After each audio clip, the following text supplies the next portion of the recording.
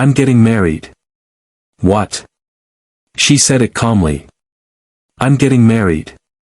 His name is Owen Cassidy. He's FBI. The room went silent.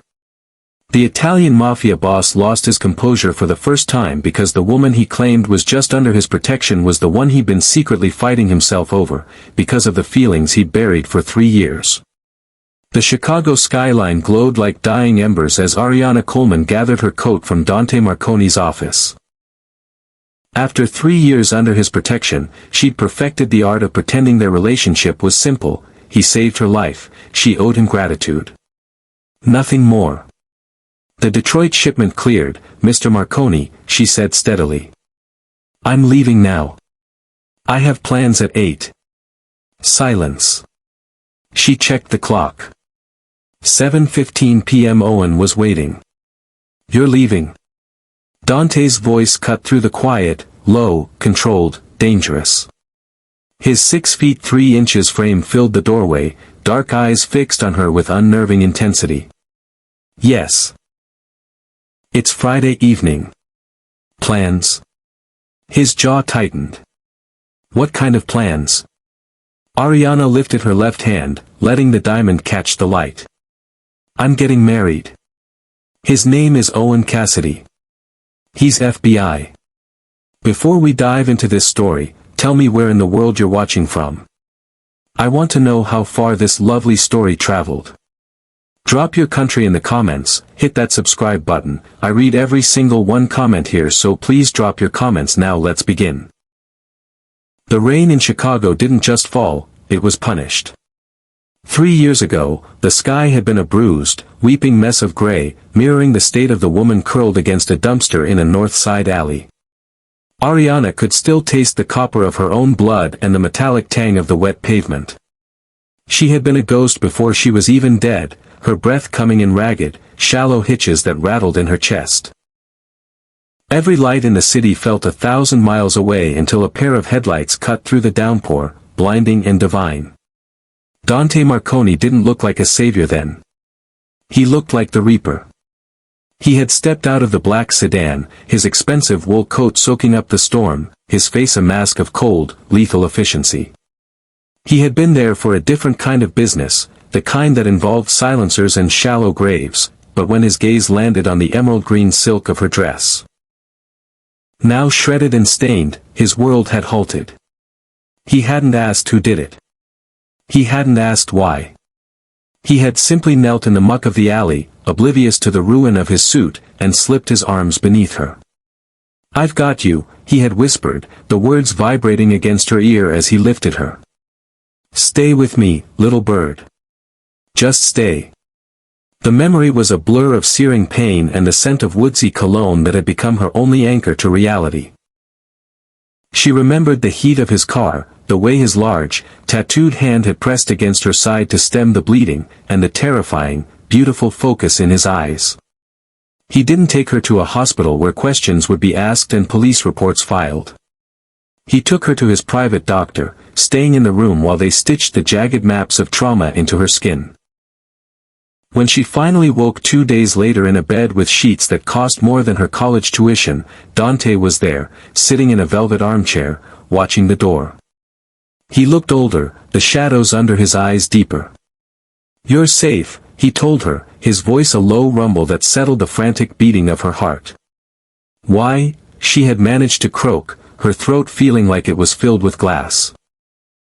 Dante had stood up then, walking to the edge of the bed but never crossing that invisible line into her personal space. He looked at her not with pity, but with a fierce, possessive solemnity. Because I saw you fight, he said. And because from this moment on, you don't have to fight alone. That was the birth of their unspoken arrangement. He didn't ask for her body, and he didn't ask for her soul. He had never touched her again, not like he had in that alley, but the protection was everywhere. It was in the way his men hovered at a distance when she went to the grocery store. It was in the way her rent was always marked, paid in full. It was in the way he looked at her during their brief, professional meetings, with a hunger that he masked as duty. No one will ever hurt you again, Ariana, he had promised her that first week. "I will be the wall between you and the world." She had believed him. She had built her new life on the foundation of his strength, never realizing that the wall he built to keep the world out had also trapped her in the dark with him. She had survived, but she had remained a bird in a golden cage, mistaking the bars for armor. And now, as she looked at him across the warehouse floor 3 years later, the diamond on her finger felt like a betrayal of the very man who had taught her what it meant to be truly safe. The silence stretched between them like a chasm. Dante stared at the ring on Ariana's finger as if it were a weapon pointed at his chest. The diamond caught the light, throwing fractured rainbows across the dark wood of his desk, mocking him with its brilliance. "FBI," he said finally, his voice so quiet it was almost a whisper. "You're marrying a federal agent." Ariana's hand dropped to her side, but she didn't look away. 3 years of living in his shadow had taught her not to show fear, even when every instinct screamed at her to run. "His name is Owen Cassidy. He's a good man, Dante. The kind of man who... The kind of man who what?" Dante's control cracked, just slightly, just enough that his voice rose. "The kind of man who doesn't have blood on his hands. The kind who sleeps at night without wondering which enemy is coming for him. The kind who deserves you." The last question came out raw, stripped of the careful neutrality he always maintained. Ariana flinched, but held her ground. "The kind of man who can give me a normal life," she said softly. "A safe life. Isn't that what you wanted for me? Isn't that why you've kept your distance all these years?" Dante moved then, crossing the space between them with 3 long strides. He stopped just short of touching her, his hands clenched at his sides, his breathing controlled but heavy. Up close, she could see the storm in his dark eyes, the tension in his jaw, the way his tattooed knuckles were white with restraint. "You think I kept my distance because I didn't want you?" His voice was rough, dangerous. "You think I stayed away because I thought you were better off without me?" Ariana's voice caught. "You never said anything." 3 years, Dante. You gave me an apartment, made sure I was safe, helped me find work, but you never. I never what? Never told you that watching you walk out of my house after you recovered was the hardest thing I've ever done. Never told... Don't do what? Don't tell you the truth. Dante laughed, but there was no humor in it. You're standing in my office wearing another man's ring, telling me you're going to marry a federal agent, someone who's probably investigating me as we speak, and you want me to keep pretending I don't love you? The words hung in the air between them, impossible to take back. Ariana's eyes went wide, her breath catching. You don't mean that. I've meant it since the moment you opened your eyes in my guest room and asked me why I saved you. Dante's voice dropped to something almost broken. I've meant it every day for 3 years while I watched you rebuild yourself, watched you smile again, watched you become the woman you were always meant to be. And I stayed away because I thought, he stopped, his jaw working. Because I thought you deserved better than a man who makes his living from violence. Better than someone whose enemies would use you to destroy him. Better than me. Dante. But FBI. He shook his head, something dangerous flickering across his face. You're going to marry someone whose job is to put people like me in prison. Someone who'll ask questions about where your apartment came from, who pays your bills, why you have guards following you everywhere you go. Do you have any idea what you're walking into? Owen doesn't know, Ariana said quickly. About you, about any of this. He thinks I'm just. Just what? Just some woman with no past. No history. Dante's voice hardened. How long do you think that's going to last, Ariana? How long before he runs your background, before he connects the dots, before he realizes that the woman he's sleeping with is under the protection of Dante Marconi? I'll handle it. You'll handle it. Dante turned away from her, his hands gripping the edge of his desk hard enough to leave marks in the wood. You're playing with fire, and you don't even know it. Owen Cassidy isn't just some beat cop. I know who he is. He's been building a case against my organization for 2 years. And now you want to marry him? Ariana felt the blood drain from her face. You've been watching him. I watch everyone who comes near you. Dante turned back to face her, and there was something wild in his eyes now, something he'd kept locked away for too long. That's what you don't understand. For 3 years, I've had eyes on you every second of every day. I know about Marcus from the international school who you went on 2 dates with before you ghosted him. I know about the yoga instructor who asked for your number. I know about every man who's looked at you twice, and I've made sure every single one of them knew to stay away. That's insane, Ariana whispered. That's love, Dante corrected, his voice dropping to something almost tender. Or obsession. I stopped being able to tell the difference somewhere around month 6. Ariana's hands were shaking now. I came here to tell you as a courtesy. To be honest with you before. Before what? Before you walked down the aisle and became Mrs. Federal Agent? Dante closed the distance between them again, and this time he did touch her, his hand cupping her face, his thumb brushing away a tear she hadn't realized had fallen. Before you locked yourself into a life that's built on lies? Before you married a man you don't love? I do love him, she said, but her voice wavered. Not the way you love me. I don't, but the protest died on her lips when Dante's other hand came up, framing her face, tilting her head up so she had to meet his eyes. Tell me you don't feel this, he said quietly. Tell me you don't think about that night, about the way I held you, about the promise I made. Tell me you don't wonder what would happen if I kissed you right now. Tell me, Ariana, and I'll let you walk out that door. She opened her mouth, but no words came out. Because they both knew she couldn't. Ariana pulled away from his touch, her chest heaving, her mind spinning. She backed up until she hit the edge of the leather chair, needing distance, needing air, needing anything but the intensity of Dante's gaze burning into her. You can't say things like that, she whispered. You can't just, after 3 years of silence, you can't. Can't what? Can't tell you that I fell in love with you the moment you told me your name. Dante's voice was steady now, resigned, as if some dam inside him had finally broken and there was no stopping the flood. That first morning when you woke up screaming, thinking you were still in that alley, and I held you until you remembered you were safe.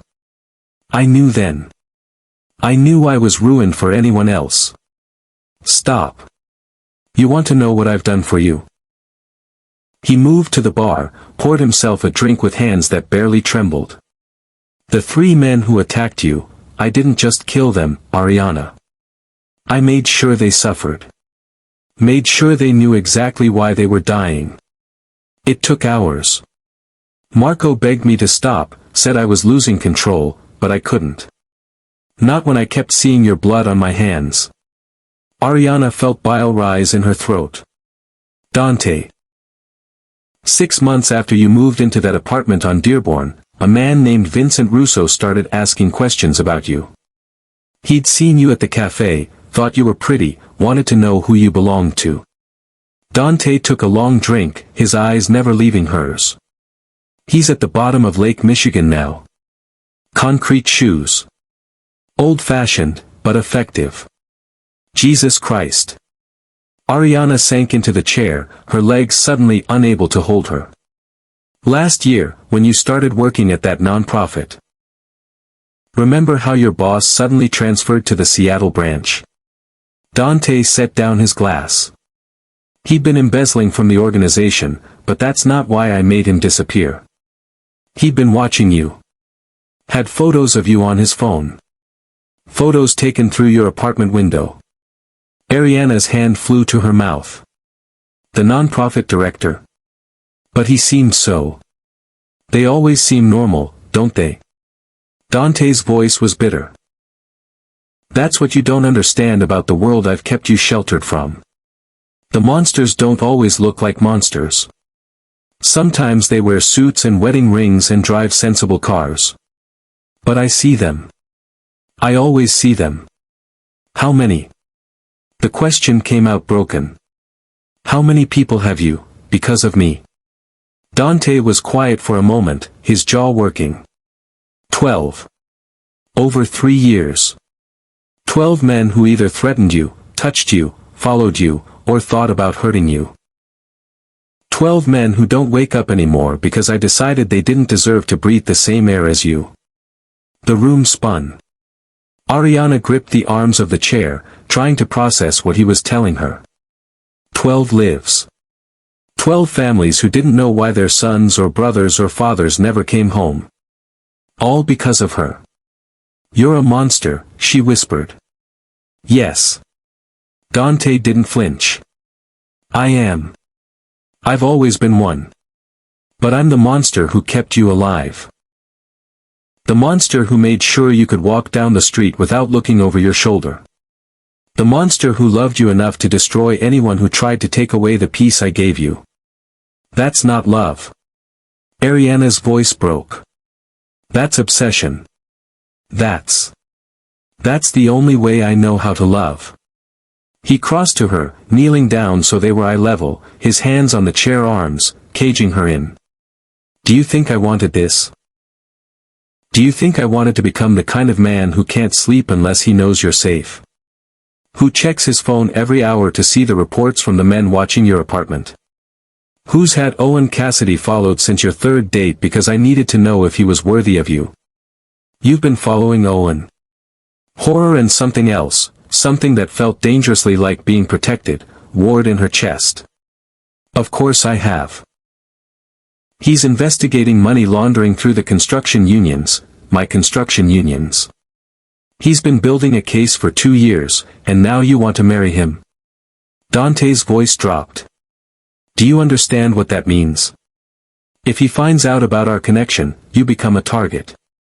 Not just for law enforcement, but for my enemies who'll see you as leverage. I've risked everything keeping you separate from my world, and now you're going to walk straight into it wearing his ring? That's my choice to make. Not when it gets you killed. His voice was raw now, desperate. I've built an empire on fear and violence, Ariana. I've made enemies that would get you just to hurt me. That's why I stayed away. That's why I never touched you, never told you how I felt, never let you see that every time you leave my side I want to lock you somewhere safe where nothing can ever hurt you again. Ariana stared at him, at this man who'd saved her life and apparently devoted his own to protecting hers. A man who'd killed for her. A man who was kneeling before her like she was something holy, even as he confessed to being exactly the kind of darkness she'd been running from. You should have told me, she said finally. Would it have changed anything? Dante's hand moved to her knee, the touch gentle despite the violence in his words. Would you have chosen me? The man whose enemies use car bombs and whose friends disappear in the night? Or would you have run faster towards someone like Owen, clean, lawful, safe? She didn't answer because they both knew the truth. She would have run. She had been running. Straight into Owen's arms, into a life that felt like redemption, like she could scrub away the stain of that night in the alley by choosing a man who fought on the right side of the law. I can't be what you need, Dante said quietly, reading her silence. I know that. But I can't watch you marry him either. I can't pretend I'm happy for you when I know, his voice cracked. When I know I'll never stop loving you. Never stop protecting you. Even if you hate me for it. A tear slid down Ariana's cheek. I don't hate you. You should. He stood, releasing her, putting distance between them again. You should hate me and marry your federal agent and live the life you deserve. But you're not going to, are you? Why not? Dante turned back to her, and the look in his eyes was pure devastation. Because you already know the truth. You've known it since the moment I picked you up in that alley. You're mine, Ariana. You've always been mine. And marrying Owen won't change that. Owen Cassidy was waiting at their usual table when Ariana arrived at Juliana's, 20 minutes late and visibly shaken. He stood immediately, concern creasing his features as he pulled out her chair, the kind of thoughtful gesture that had drawn her to him in the first place. "Hey, you okay? You look like you've seen a ghost." His hand settled on her shoulder, warm and steady and completely unthreatening. Everything Dante wasn't. "I'm fine. Just, traffic was terrible." The lie tasted bitter on her tongue, but Owen accepted it with a gentle smile, the way he accepted everything about her. No questions about where she'd been. No demands for explanations. Just easy, uncomplicated trust. "I ordered you the Pinot Grigio you like," he said, settling back into his seat. "And I have news." Ariana forced herself to focus on him, really look at him. Owen was handsome in an all-American way, sandy blonde hair that always looked slightly windswept, blue eyes that crinkled when he smiled, a strong jaw that belonged on recruitment posters. He wore his FBI jacket even off-duty, proud of what he represented. Justice. Order. Everything good in a world that had tried to break her. What news? She took a long drink of wine, needing something to do with her hands that wouldn't reveal how badly they were shaking. "The case I've been working, the construction union money laundering, we finally got a break. Secured a warrant for financial records that could blow the whole thing wide open." His eyes lit up with the kind of passion she'd seen before, the excitement of a man who genuinely believed in what he did. "We're talking about bringing down one of the biggest crime families in Chicago. Could be the case that makes my career." Ariana's blood turned to ice. "Which family?" "Can't say specifics, but," Owen leaned forward, lowering his voice conspiratorially. "Let's just say it's someone who's been operating with impunity for way too long.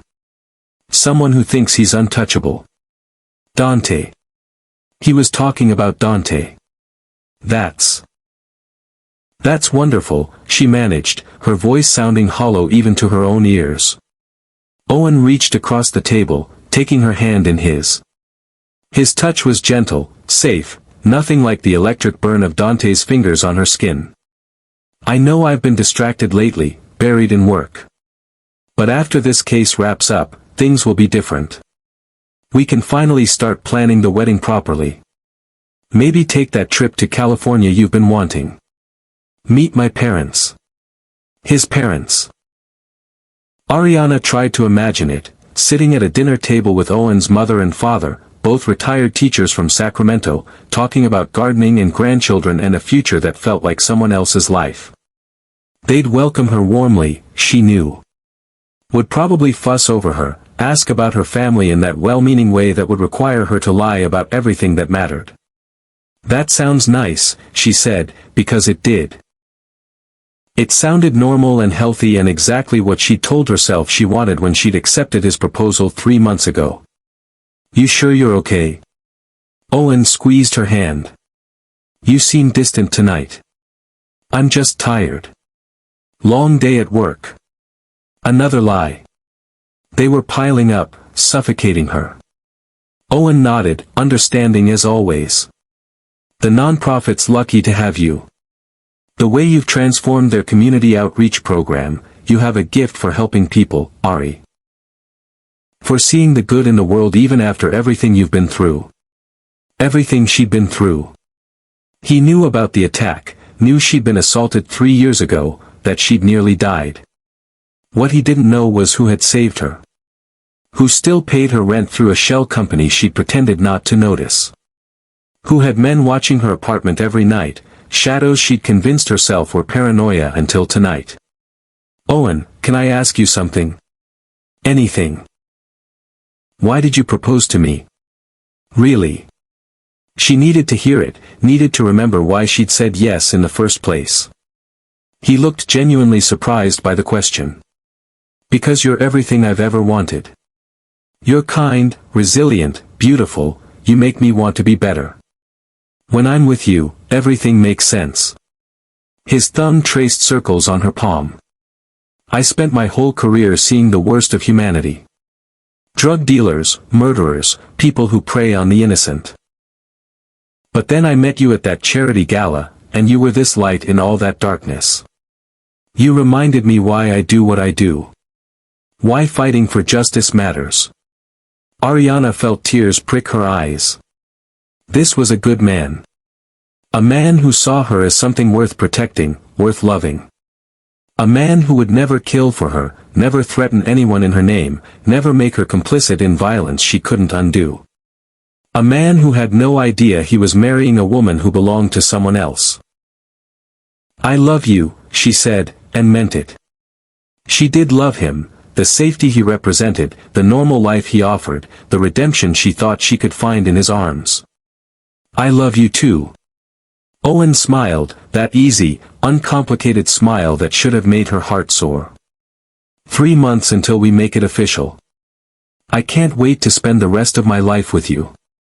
3 months. The same timeline Dante had spent loving her in silence. The same amount of time she had to figure out if she was marrying Owen because he was right for her, or because he was everything Dante could never be. Her phone buzzed in her purse. A text from an unknown number: "You left your scarf in my office. I'll keep it safe until you're ready to come back for it." Ariana deleted the message without responding, but her hand trembled as she set the phone face down on the table. Owen was still talking about honeymoon destinations, about the apartment they'd share, about children they might have someday. Building a future in words while Ariana sat across from him, wondering if she'd already destroyed it before it began. "To us," Owen said, raising his glass. Ariana clinked hers against his, the crystal ringing like a warning bell. "To us," she echoed, and drank deep, trying to wash away the taste of Dante's confession still burning on her tongue. The question started 3 days later. Ariana was making coffee in Owen's kitchen. She'd started staying over more frequently, trying to build the intimacy that should have come naturally to an engaged couple, when he appeared in the doorway with a file folder in his hands and an expression she'd never seen before. Professional. Assessing. The face he wore when he was working a case. "Morning," she said, trying for lightness. "I was thinking we could go to the farmer's market today. Maybe grab brunch at. How much is your rent?" The question landed like a slap. Ariana's hand froze on the coffee pot. "What? Your apartment on Dearborn. How much do you pay monthly?" Owen set the folder on the counter, didn't open it, but the threat of whatever was inside hung between them. "I don't. Why are you asking me this?" "Because I was running background checks on potential witnesses for the case, cross-referencing financial records, and your name flagged in our system." His voice was calm, clinical. "The FBI agent, not her fiancé. You pay $800 a month for a 2-bedroom apartment in one of the most expensive neighborhoods in Chicago. Market rate for that unit is $3,200. Ariana's mouth went dry. "I have a good landlord. He gives me a discount because There is no landlord, Ari. The building is owned by Dearborn Holdings LLC, which is a subsidiary of Marconi Development Corporation." Owen opened the folder now, sliding a document across the counter. "Dante Marconi's company. You're living in an apartment owned by the man I'm investigating, paying a quarter of what you should be, and you never thought to mention this." The walls felt like they were closing in. "I didn't know. I swear, I had no idea who owned the building when I moved in. 3 years ago." Owen's eyes narrowed. "You moved in exactly 3 years ago. 2 weeks after you were released from the hospital following your assault. How did you find the apartment, Ariana?" She couldn't breathe. Couldn't think past the roaring in her ears. "A friend helped me. I was recovering, I couldn't work, I needed somewhere safe." "What friend?" "I don't remember her name. It was 3 years ago, Owen. I was traumatized, barely functioning. Try harder." His voice had gone cold. "Because from where I'm standing, it looks like Dante Marconi has been supporting you financially for 3 years, and you either knew about it and lied to me, or you're incredibly naive. Either way, it's a problem. It's not what you think. Then tell me what it is." Owen moved around the counter, and for the first time since she'd known him, Ariana felt cornered. Tell me why one of Chicago's most dangerous crime bosses has been paying your rent. Tell me how you really know him. Tell me the truth, because I can't marry someone who lies to me. The ultimatum hung in the air, sharp and final. Ariana sank into one of the kitchen chairs, her legs giving out. He saved my life. The night I was attacked, he found me. Took me to a doctor, let me recover in his house. When I was well enough to leave, he helped me find the apartment. I thought he was just being kind. I didn't know he owned the building. I didn't know he was, she gestured helplessly at the folder. What you say he is? You didn't know. Owen's tone made it clear he didn't believe her. You've been living in his property for 3 years, paying nothing, and you never questioned it. I was grateful. I was terrified and broken and someone helped me when no one else did. I didn't ask questions because I didn't want to seem ungrateful. What else has he given you? Nothing. I swear. Your car. Owen was pacing now, running his hand through his hair. The Honda you drive? I ran the registration. It's leased through another one of his shell companies. The non-profit job. I called your boss. The position was created specifically for you, funded by a grant from, let me guess, Marconi Development Corporation. Ariana felt the blood drain from her face. The job. Her car. How many pieces of her life had Dante woven himself into without her knowing? He's been controlling you, Owen said, and there was something like pity in his voice now. Classic organized crime tactic. Find someone vulnerable, make them dependent, use them as an asset. Did he ask you to get close to me? Is that what this is? No. God, no, Owen. I met you at the charity gala. You asked me to dance. There was no plan, no manipulation. A charity gala funded by Marconi Development. Owen pulled out another document. He was there that night. In the VIP section. He saw us meet. The room spun. Dante had been there. Had watched her meet Owen. Had probably known exactly who he was, what he did, and had said nothing. Had let her fall for a federal agent investigating him. Why? I need you to think very carefully about your next answer, Owen said, his voice dropping to something dangerous. Have you had any contact with Dante Marconi in the last 6 months? The text message. The scarf. 3 days ago in his office. No, Ariana lied, hating herself for it.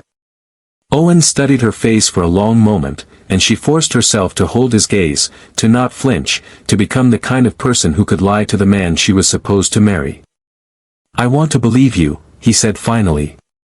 But I need you to understand something.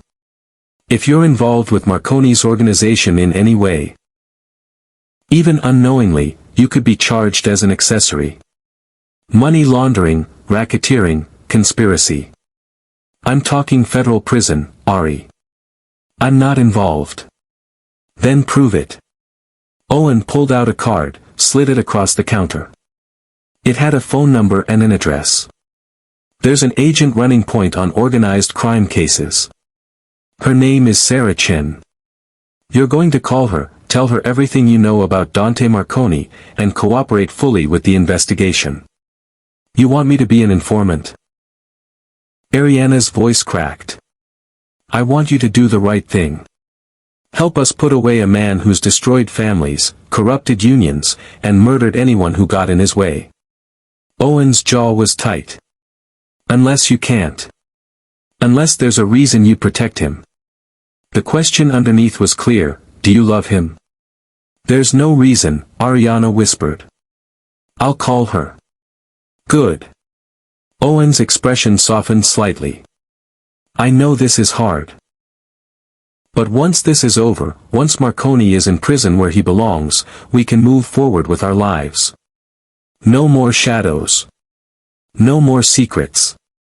He kissed her forehead, gentle and reassuring, and left her alone in the kitchen with the phone number of an FBI agent and the weight of a choice that would destroy someone she. No. She didn't love Dante. She couldn't.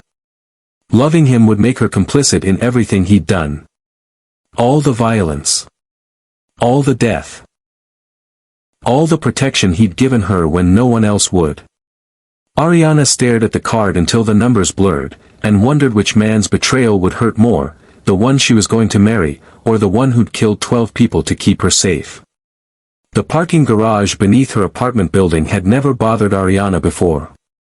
She'd walked through it hundreds of times, her footsteps echoing off concrete, the fluorescent lights flickering overhead. But tonight, something felt wrong. She'd just left Owen's apartment after another tense conversation about the FBI agent, Sarah Chen, who she still hadn't called. 2 days of avoiding the card burning a hole in her purse, 2 days of Owen's disappointed looks and carefully worded questions. She needed space, needed to think, needed to figure out how she'd become the rope in a tug-of-war between two men who both claimed to want what was best for her. The click of her heels echoed too loudly as she walked toward her car. The Honda that wasn't really hers. The car Dante had given her without asking, without telling her, just one more invisible thread tying her to him. She was halfway to the vehicle when she noticed the other car, a black SUV with tinted windows, parked in a spot that had been empty that morning.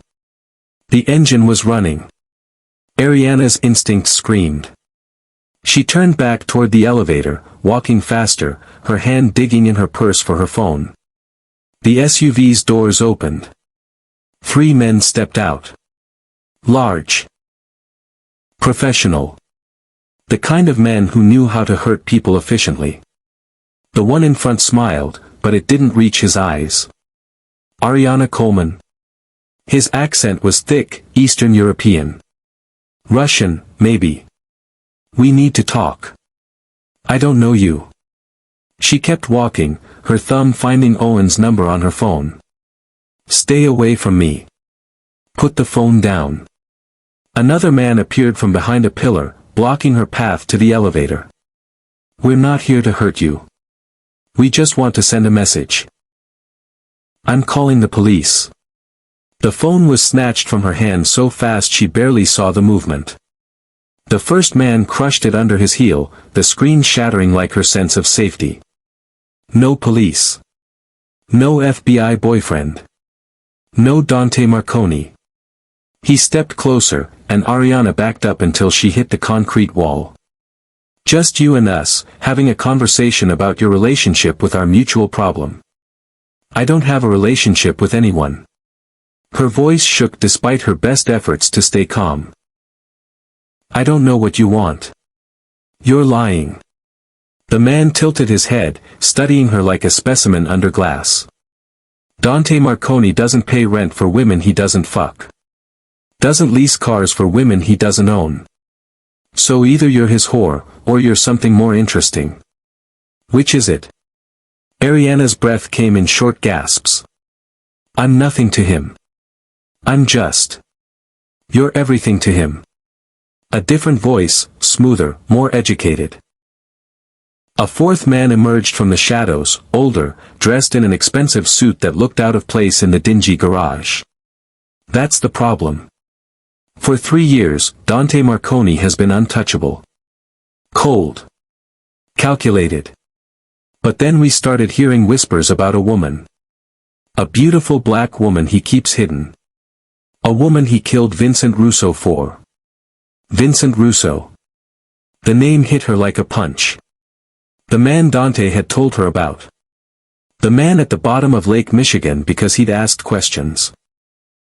We didn't believe it at first, the suited man continued, moving closer. Dante Marconi in love? Impossible. But then we watched you. Saw the guards he has following you. Saw the way his whole operation shifts when you're in danger. And we realized, you're his weakness. No. Ariana shook her head frantically. You're wrong. I'm marrying someone else.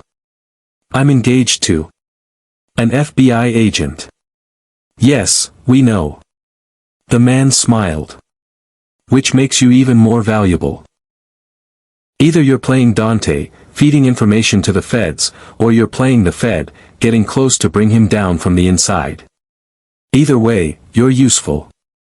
One of the large men grabbed her arm, yanking her away from the wall. Ariana screamed, the sound echoing uselessly through the empty garage. Here's what's going to happen, the suited man said calmly. You're going to deliver a message to Dante Marconi. You're going to tell him that Viktor Volkov knows about his little obsession. And if he wants to keep you breathing, he's going to back off the waterfront development deal and let us have the ports. I don't know anything about development deals. You don't need to know. You just need to be pretty and scared when you tell him. Viktor nodded to the man holding her. Show her we're serious. The punch came from nowhere, slamming into Ariana's ribs. Pain exploded through her torso, driving the air from her lungs. She doubled over, gasping, and another blow landed on her back, sending her to her knees on the cold concrete. Stop. Please, she tried to curl into a ball, tried to protect herself, but hands grabbed her hair, yanking her head back. This is mercy, Viktor said, crouching down to her level. We could do so much worse. We could carve our message into your skin. We could send Dante pieces of you in boxes. But we're civilized men. So we'll just leave you with bruises and a warning. Another kick, this one to her stomach. Ariana retched, tasting blood. Tell Dante he has 48 hours to agree to our terms. If he refuses, we come back for you. And next time, we won't be gentle. Viktor stood, brushing off his pants like he'd just finished a business meeting. Oh, and one more thing, tell your FBI boyfriend that if he keeps digging into Marconi's operations, we'll make sure you disappear in a way that implicates Dante. Win-win for us. They left her there, broken and bleeding on the garage floor, the SUV's engine fading into the distance. Ariana didn't know how long she lay there. Minutes. Hours. Time lost meaning through the haze of pain. She finally managed to crawl to her car, using the bumper to pull herself upright. Her ribs screamed with every breath. Blood dripped from a split lip onto her green dress. Her phone was destroyed, but her car had been unlocked. She collapsed into the driver's seat, shaking so hard her teeth chattered. She had two choices. Call Owen, the FBI agent who could protect her legally, who would use this as leverage to force her cooperation against Dante. Or call the one number she'd memorized but never dialed, the one Dante had made her repeat back to him 3 years ago in case of emergency. Ariana looked at herself in the rearview mirror. Saw the bruises already forming, the blood on her mouth, the terror in her eyes. Saw that girl from the alley, the one who'd been dying until Dante Marconi decided she was worth saving. She reached for the car's console, finding the burner phone she'd always pretended not to notice tucked in the glove compartment. Another gift from her shadow protector. With trembling fingers, she dialed. He answered on the first ring. Dante, she whispered, her voice breaking. They found me. The silence on the other end was more terrifying than Viktor Volkov's threats. When Dante finally spoke, his voice was absolutely calm. Dead calm. The voice of a man about to go to war. Where are you? My parking garage. They're gone but. Don't move. I'm coming for you. The line went dead. Ariana dropped the phone and let herself cry, knowing that with one phone call, she'd just chosen a side. And there was no going back. Dante arrived in 7 minutes. Ariana heard the screech of tires, saw the black Mercedes tear into the garage, and then he was there. Ripping open her car door, his hands on her face, his eyes wild with something she'd never seen before. Fear. Who did this? His voice was deadly quiet as his fingers traced the bruise blooming on her cheekbone. Give me names. Viktor Volkov. The name came out on a sob. He said, He said you have 48 hours to give him the waterfront ports or they'll come back for me. Dante's expression went absolutely cold. Marco, he barked into his phone. I need a full detail on Ariana. Now. And find Viktor Volkov. I don't care if you have to burn down every Russian safe house in Chicago, find him. He scooped her up like she weighed nothing, carrying her to his car despite her protests that she could walk. Hospital first. Then we're moving you somewhere safe. I can't go to a hospital. Owen will find out. I don't give a damn about your federal agent. Dante settled her into the passenger seat with terrifying gentleness. You're bleeding internally. You need X-rays. Dante, please. If Owen finds out about this, he'll know I called you. He'll know she couldn't finish the sentence. Couldn't admit what calling Dante instead of her fiancé meant. He stared at her for a long moment, his jaw working. Fine. My doctor. But if anything's broken, you're going to a real hospital whether you like it or not. The drive to Dante's estate was a blur of pain and shame. She'd called him. Despite everything. Despite Owen, despite the FBI, despite knowing what Dante was, she'd called him the moment she was in danger. What did that make her? Dr. Russo was waiting when they arrived, the same doctor who'd saved her life 3 years ago.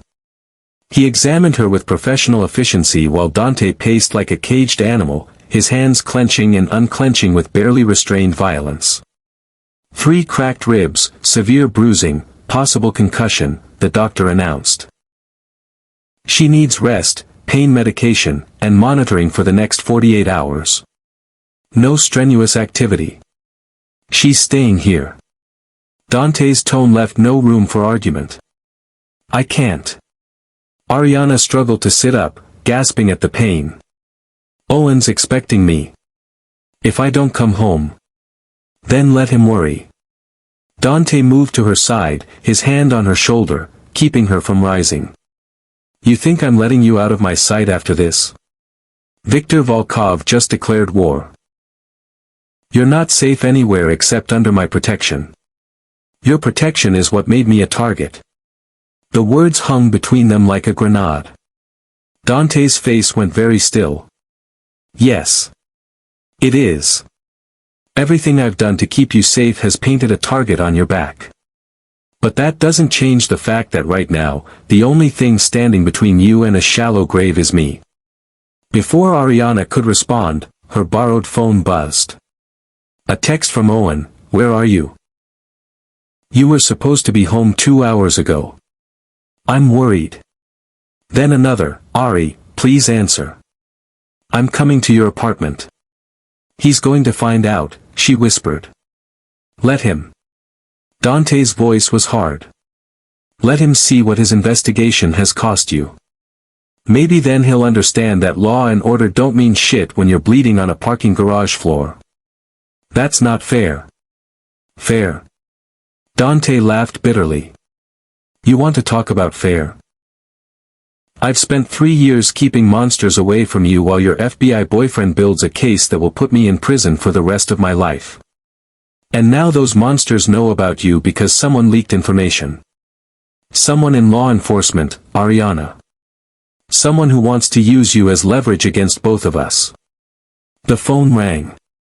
Owen's name lit up the screen. Don't answer it, Dante said. But Ariana's hand was already reaching for the phone. She had to. Had to try to salvage something of the life she'd built, the future she'd planned, the woman she'd tried so hard to become. Owen. Where the hell are you? His voice was sharp with fear and anger. I went to your apartment. Your car's gone. Your phone went straight to voicemail. I thought. I'm okay. I needed some space after our conversation and I. Are you with him? The question was cold. Are you with Dante Marconi right now? Silence. Jesus Christ, Ari. I can hear it in your voice. You're with him. Owen's breathing was harsh over the line. I'm coming to get you. Tell me where you are. I can't do that. Why? Because he won't let you. Because you're being held against your will. Because I need to call this in as a kidnapping. No. Owen, it's not like that. I called him. I asked him to. She heard the exact moment his heart broke. The sharp intake of breath. The beat of silence that felt like falling. You called him. Owen's voice was flat now. Empty. You were in trouble and you called a mob boss instead of your fiancé. Instead of the FBI. Instead of the man you're supposed to marry in 3 months. I was scared. I wasn't thinking clearly. You were thinking perfectly clearly. The bitterness in his tone cut deeper than Victor's fists. You've been thinking clearly this whole time, haven't you? Playing both sides. Sleeping in my bed while he pays your bills. Wearing my ring while you run to him the second things get dangerous. That's not true. Then come home. Right now. Leave Marconi's house, get in your car, and come home. Prove to me that you choose us. Choose me. Ariana looked at Dante, standing by the window with his arms crossed, his expression unreadable. Then down at her ribs, wrapped in bandages, screaming with every breath. Viktor Volkov knew who she was now. Had hurt her to send a message. Would hurt her again if she wasn't protected. And Owen was a good man with a badge and a gun, but he followed rules. Worked within systems. Couldn't make people disappear for looking at her wrong. I can't, she whispered. Not yet. I need time to heal, to think. I'll make this very simple for you. Owen's voice turned professional. FBI agent Cassidy, not her fiancé. I'm texting you an address. Sarah Chen, the agent I told you about. You have 24 hours to meet with her and provide a full statement about your relationship with Dante Marconi. If you cooperate, testify against him, we can offer you immunity and witness protection. A new life. Clean slate. And if I don't? Then you're choosing to be an accessory to organized crime. And when we bring Marconi down, and we will bring him down, you're going to prison right alongside him. His voice cracked slightly. You're also choosing to throw away everything we had. Everything we could have been. Owen, please. 24 hours, Ariana. Me and the law, or him and everything that comes with it. No more playing both sides. No more lies. He paused, and when he spoke again, his voice was thick with emotion. I love you. I really do. But I love justice more. And if you can't choose the right side, then I can't save you from the consequences. The line went dead. Ariana stared at the phone, tears streaming down her face. On the screen, a new message appeared with an address and a time, tomorrow, 2 p.m. Last chance. What did he say? Dante's voice was carefully neutral. He gave me an ultimatum. Testify against you or go to prison as your accomplice. And? Ariana looked up at him, at this man who'd killed for her, protected her, loved her with a violence that terrified and thrilled her in equal measure. I don't know, she said honestly. I don't know what to choose. Dante crossed the room, knelt before her, took her hands in his. Then let me make it easier. If you testify, I won't fight it. I won't threaten you or hurt your FBI boyfriend or do anything except accept whatever sentence they give me. Because I'd rather rot in prison knowing you're safe than be free while you destroy yourself trying to choose between us. It was the most selfless thing he'd ever said to her. And somehow, that made the choice even harder. Ariana woke to silence. The kind of silence that wasn't natural. No hum of the security system. No footsteps of guards patrolling the hallway. No distant murmur of Marco's voice giving orders. Just nothing. She sat up slowly, her ribs protesting, and checked the clock on the nightstand. 3:47 a.m. She'd been asleep for 6 hours in one of Dante's guest rooms, not the one she'd recovered in 3 years ago, but close enough that the memories made her chest tight. The door to her room was slightly ajar. She knew she'd closed it. Fear spiked through her veins, sharp and clarifying. Something was wrong. Ariana slipped out of bed as quietly as possible, her bare feet silent on the hardwood floor. She crept to the door, peered through the crack into the hallway. Empty. Too empty. There should have been at least one guard stationed outside her room. Dante had been paranoid about her safety, had assigned 3 men to watch her while he dealt with the Victor situation. Where were they? She eased the door open wider and stepped into the hallway. The house was massive, a sprawling estate that spoke of old money and older violence. She'd only been here a handful of times, always escorted, always watched. Now, alone in the dark, it felt like a mausoleum. A sound from downstairs. Glass breaking. A muffled curse in a language she didn't recognize. They were inside. Ariana's heart hammered against her cracked ribs as she backed into the room, her mind racing. Her phone. Where was her phone? On the nightstand. She grabbed it with shaking hands, her thumb hovering over the screen. 2 numbers saved. Owen. Dante. Choose. A footstep in the hallway. Close. Too close. She ducked into the attached bathroom, locking the door with trembling fingers. It was a flimsy lock, wouldn't hold against anyone determined. But it was something. More footsteps. Multiple people, moving through the house with the efficiency of professionals. Checking rooms. Searching. Searching for her. She's not downstairs, someone called out in Russian accented English. Check the bedrooms. Victor's men. They'd come for her, just like he promised. Ariana pressed herself against the bathroom wall, her phone clutched to her chest like a talisman. She had seconds, maybe less, before they found her. One call. She could make one call before they broke down the door. Owen would send the FBI. The police. Legal protection. He'd save her the right way, the lawful way. But how long would that take? 10 minutes? 15. She'd be dead by then. Or worse, taken, used as leverage, tortured until Dante gave Victor what he wanted. Dante would come himself.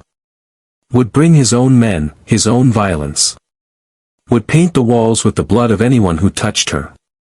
But calling him meant choosing him. Meant admitting that when it came down to survival, she trusted the monster over the hero. The bedroom door burst open. She heard them rifling through the closet, checking under the bed. Bathrooms locked, someone said.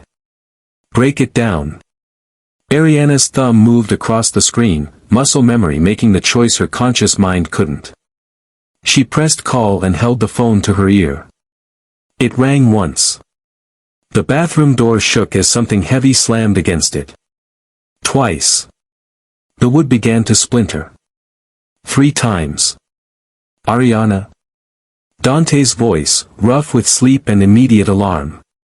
What's wrong? They're here, she whispered. In your house. There. The door exploded inward. A man filled the doorway, tall and broad, with dead eyes and a gun in his hand. Behind him, 2 more. One grabbed her arm, yanking her forward. The phone fell from her hand, clattering on the tile. We got her, the man called out. Dante's voice echoed from the phone on the floor, tinny and distant. Ariana. Ariana. The man holding her kicked the phone, sending it skittering under the sink. Victor wants to have a conversation with you, Princessa. About your boyfriend's poor decision-making. He's not my boyfriend.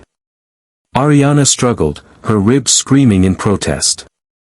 I don't mean anything to him. This is a mistake. Then why did Dante Marconi kill 15 of our men today? The man's grip tightened, bruising. He found our warehouse on the south side. Burned it to the ground. Left a message written in blood on the wall, "Touch her again and I erase you." He leaned close, his breath hot against her ear. "So either you're lying, or he's even crazier than we thought." 15 men. Dante had killed 15 men because Victor hurt her. The number was incomprehensible. Horrifying. And somewhere deep inside, in a part of herself she didn't want to examine, she felt protected. They dragged her down the hallway, down the stairs. She saw the bodies as they passed, Dante's guards, throat slit, lying in pools of blood. Marco was slumped against the wall near the front door, unconscious or dead, she couldn't tell.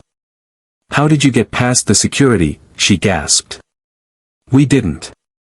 Viktor Volkov stepped out of the shadows of the foyer, impeccable in his suit despite the hour. "One of Marconi's men is on our payroll. Has been for months. He disabled the system from the inside. Made this all very easy. A traitor. Someone Dante trusted had sold him out."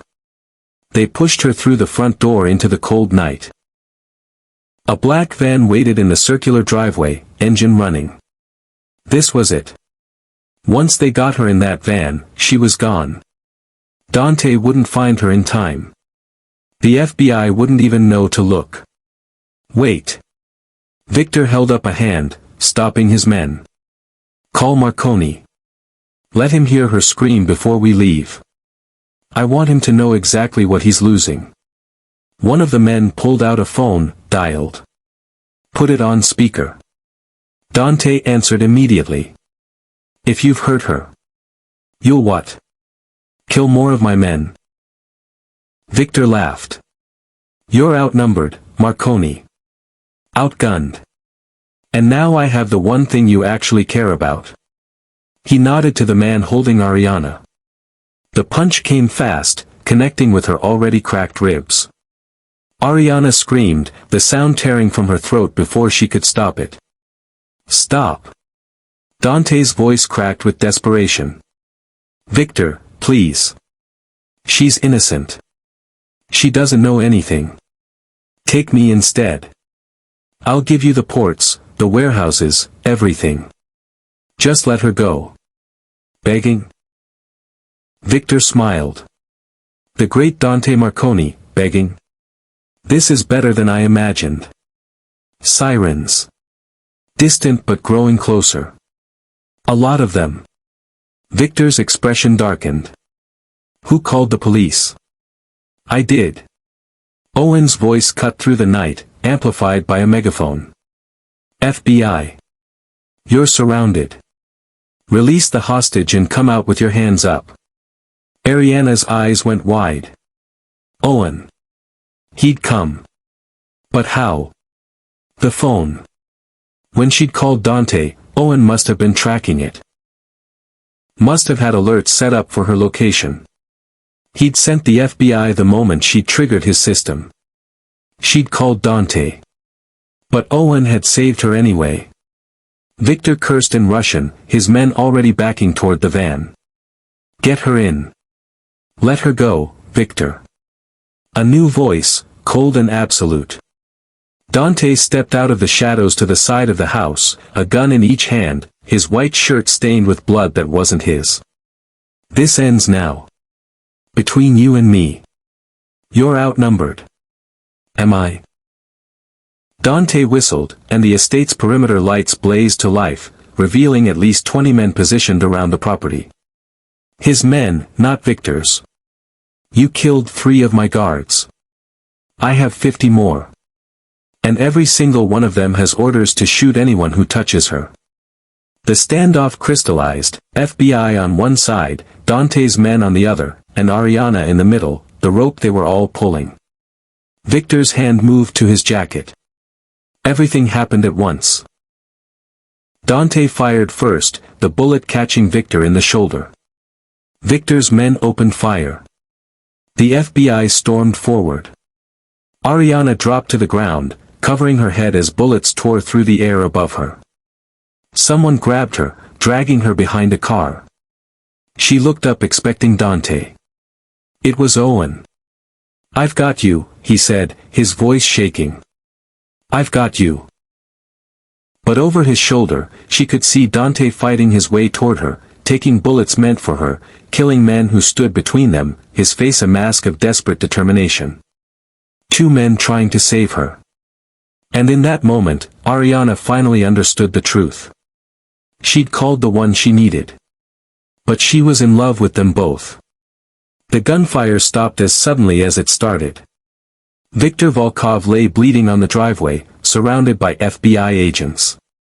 His men were either dead or in handcuffs.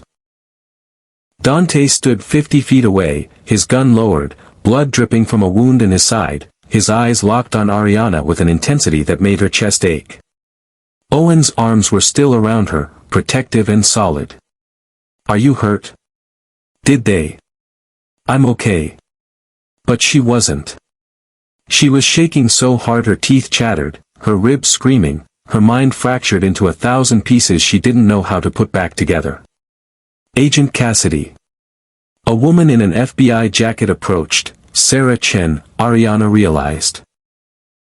The one she was supposed to meet in 14 hours. "We need to secure the scene. And we need her statement. She's injured. She needs medical attention first. She needs to tell us what she knows about Dante Marconi's operations before his lawyers show up and bury everything." Owen's jaw tightened. "She's a victim, not a suspect." "Is she?" Sarah's gaze was sharp, assessing. "Because from where I'm standing, she called Marconi instead of law enforcement when she was in danger. She's been living on his dime for 3 years. And she just chose to protect him over helping us build our case." "I didn't," Ariana started, but her voice broke. "Ariana." Dante's voice cut through the chaos. He'd moved closer, ignoring the FBI agents training their weapons on him. "Don't say anything without a lawyer. They'll twist whatever you tell them. Back up, Marconi." Owen stood, positioning himself between Ariana and Dante. "You don't get to give her advice. You don't get to speak to her at all. I have more right to protect her than you do." Dante's eyes were cold. "Where were you when Victor's men were beating her in that parking garage? When they broke into my house to kidnap her? I was there. I've always been there. Because you made her a target." Owen's control finally snapped. "She was safe before you. She had a normal life, a future, and you corrupted all of it with your money and your violence and your obsession. She had nothing before me." Dante took a step forward, his hand pressed to his bleeding side. "She was dying in an alley and you want to lecture me about corruption? I gave her a life. I gave her safety. I gave her a cage." Owen's voice was quiet but devastating. "You gave her a golden cage and convinced her it was freedom. Everything she has is because of you. Her apartment, her car, her job, she can't make a single choice without wondering if you're pulling the strings. That's not love, Marconi. That's ownership." The words landed like bullets. Ariana saw Dante flinch, saw something crack in his expression. "Is that what you think?"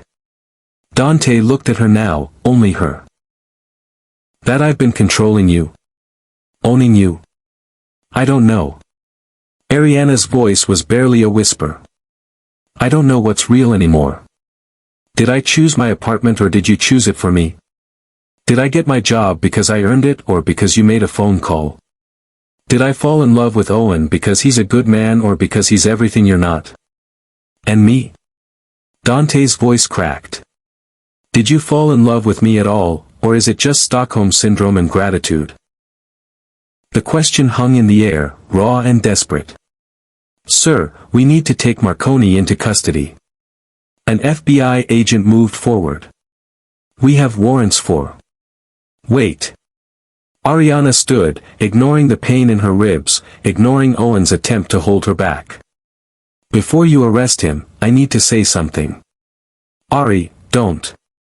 Owen's voice was pleading. Whatever you're about to do, think about it first. Think about your future. About us. But Ariana wasn't thinking anymore. She was done thinking. 3 years of carefully weighing every decision, every word, every feeling, and it had led her here. To a driveway covered in blood, caught between two men who both claimed to love her but wanted different versions of who she should be. I called Dante tonight, she said clearly, looking at Sarah Chen. When Victor's men broke in, I called him instead of 911. I chose him. Ariana, Dante's voice was anguished. But, she continued, her gaze moving to Owen, I was going to meet with Agent Chen tomorrow. I was going to cooperate. I was going to choose you. Owen's expression shifted, hope and heartbreak warring on his face. The truth is, I've been trying to choose between you for months. Trying to figure out which version of my life is the real one.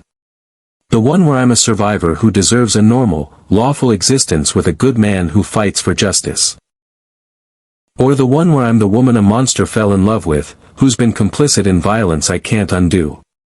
You're not complicit. Dante stepped forward despite the guns trained on him. You didn't choose any of this. I forced it on you. I made you my responsibility without asking. I'm the one who should pay the price. And that's exactly the problem. Ariana's eyes filled with tears. You both want to save me. To protect me. To make my choices for me. Owen wants to save me from you, and you want to save me from the world, but neither of you has asked what I want. Silence. So what do you want? Owen asked quietly. Ariana looked at them both, Owen, steady and righteous, offering her a future built on law and order. Dante, bleeding and desperate, offering her a love forged in darkness and devotion. 2 men. 2 lives. 2 versions of herself she could become. I want to be free, she said finally. Free from both of you. Free from the apartment you paid for, Dante. Free from the ultimatums, Owen. Free from feeling like I owe my entire existence to someone else's protection. What does that mean? Dante's voice was hollow. It means I'm not testifying against you. She looked at Sarah Chen. I don't know enough about his operations to be useful anyway. Everything I have is circumstantial. I can't help you build your case. Relief flickered across Dante's face. But, Ariana continued, turning to him, I'm also not staying in your world. I'm giving up the apartment. The car. The job. Everything that ties me to you.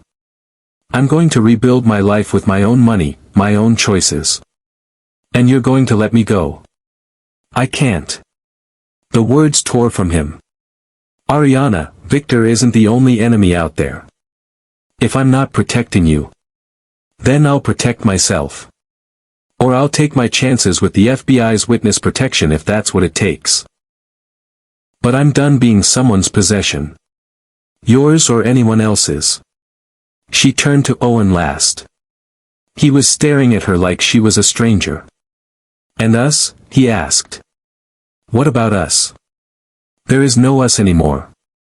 Ariana pulled the engagement ring from her finger, held it out to him. I'm sorry, Owen. You deserve someone who doesn't have to choose you over their demons. Someone who isn't broken in ways you can't fix. Someone who calls you first when they're in danger. He didn't take the ring. Just looked at it, then at her, with eyes full of everything they'd lost. I loved you, he said softly. I really did. I know. And I loved you too. Just not enough. Ariana set the ring on the hood of the car and walked away. Away from Owen and his righteousness. Away from Dante and his devotion. Away from the life she'd been living in the shadows of men who thought loving her meant owning her. Ariana. Dante called after her. Where are you going? She didn't turn around. Somewhere you can't follow. Behind her, she heard Owen giving orders to his team, heard Dante being read his rights, heard the chaos of the aftermath she was leaving behind. But she kept walking, down the driveway, past the police barricades, into the Chicago night. Her phone buzzed. A text from an unknown number: Kesha's spare room in New York is yours for as long as you need it. Flight leaves at 6 a.m. Tickets waiting at O'Hare under your name. She didn't know who'd sent it. Maybe Dante, one last act of protection he couldn't help. Maybe Owen, giving her an escape route. Maybe both of them, agreeing on something for the first time. It didn't matter. For the first time in 3 years, Ariana Coleman was choosing herself. And that choice, terrifying and liberating in equal measure, was the only one that felt like freedom. For the first time in 3 years, Ariana Coleman was choosing herself. And that choice, terrifying and liberating in equal measure, was the only one that felt like freedom. Who did you want her to choose, Dante or Owen? Or were you rooting for her to choose herself all along? Drop your thoughts in the comments and hit subscribe. I read every single one comment here, so please drop your comments. So, smash that subscribe button and hit that notification bell so you never miss another incredible story.